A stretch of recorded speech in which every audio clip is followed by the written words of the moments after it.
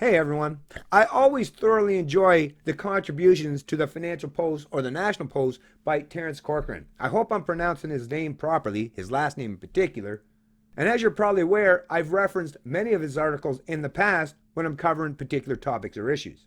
As you know, it's not like I'm short on my own opinion or perspective regarding these stories, but I'm always willing to look out there for anyone else who's at least challenging the status quo or the bulk of that media establishment that constantly promotes big government, statism, central planning, and government intervention in the economy. Post media, in particular a select few of their contributors, are that shining beacon of light for liberty lovers to push back the darkness that those leftist thought leaders like to keep Canadians in. That's the thing, folks.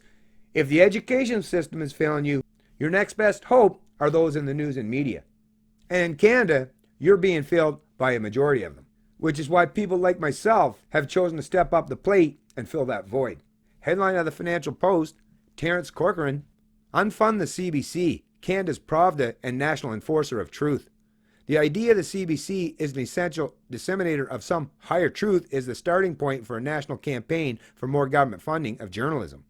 This is contributed January 22nd, 2020. In the unctuous style of the four-anchor team at the CBC's flagship evening news report, The National, two of the anchors, Adrian Arsenal and Andrew Chang, for some time have been promoting their program on CBC Radio with a short promotional commercial.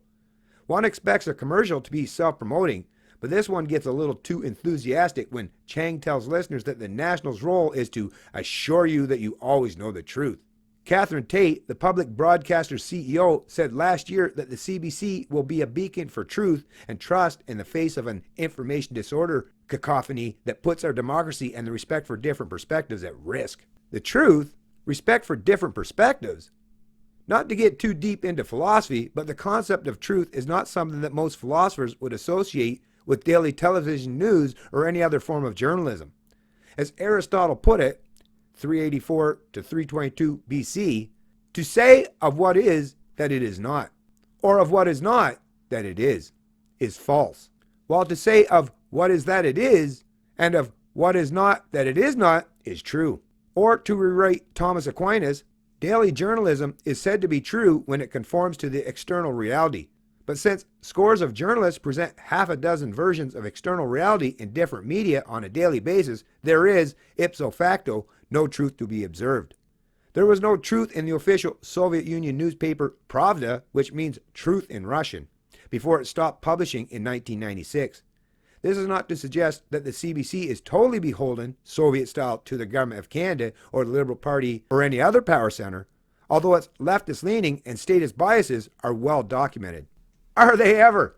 I, in particular, have been documenting it for years now. It's all on record.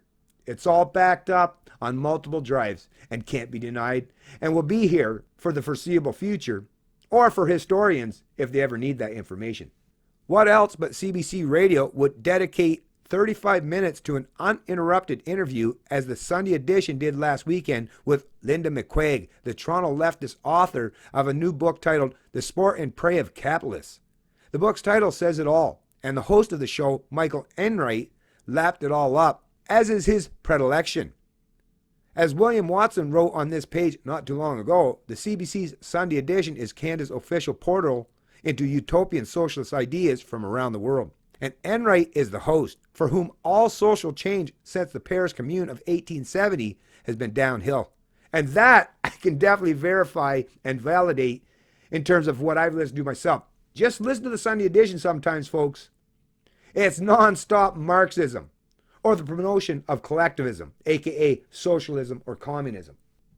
But the CBC's role as national enforcer of truth, diversity, inclusion, statism, anti-capitalism, climatism, etc. is not the problem. The idea that the CBC is the essential Canadian disseminator of some higher truth is the starting point for what has become a national campaign for more government funding of journalism in all its forms.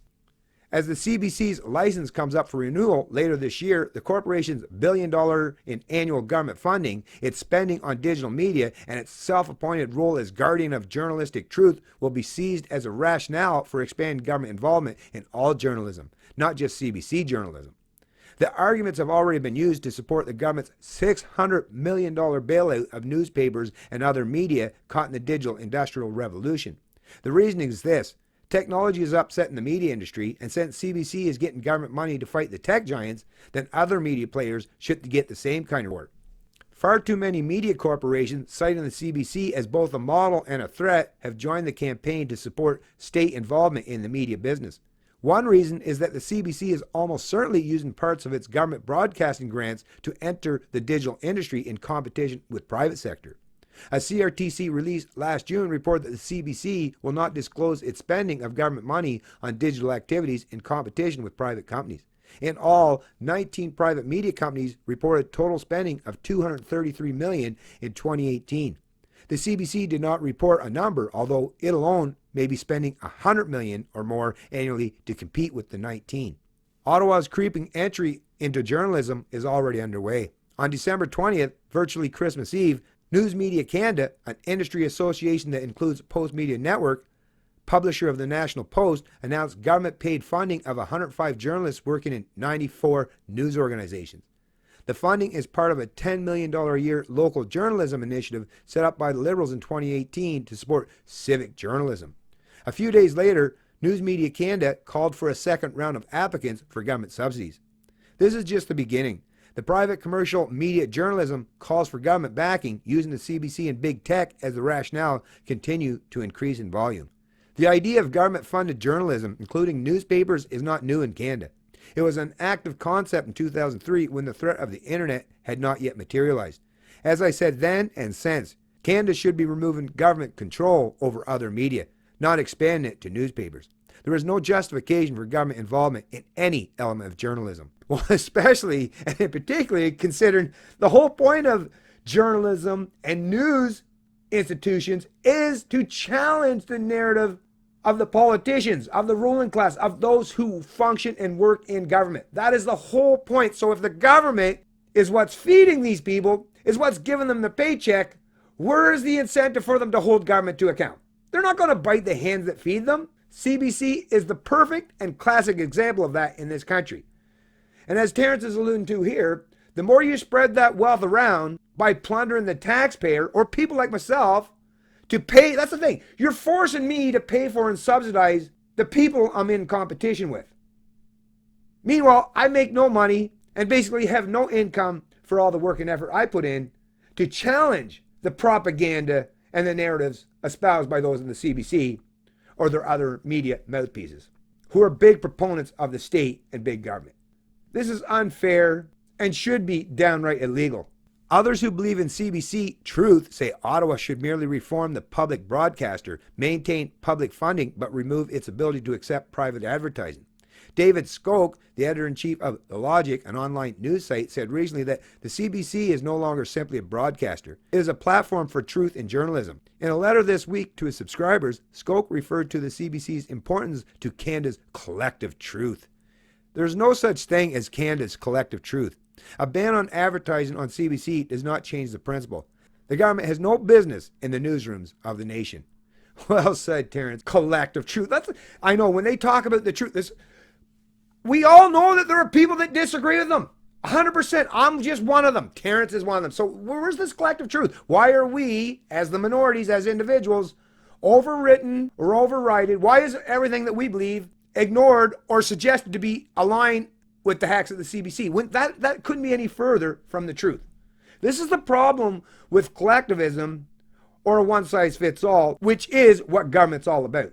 Anyways, folks, I've covered the CBC, as you know, quite extensively, and I'm very much familiar with the kind of propaganda that they keep jamming in the Canadian people's mind, which is why, once again, I continue to feel compelled to push back against them and give Canadians something to truly think about, rather than just simply regurgitate and repeat the political talking points that their establishment thought leaders have jammed in their head.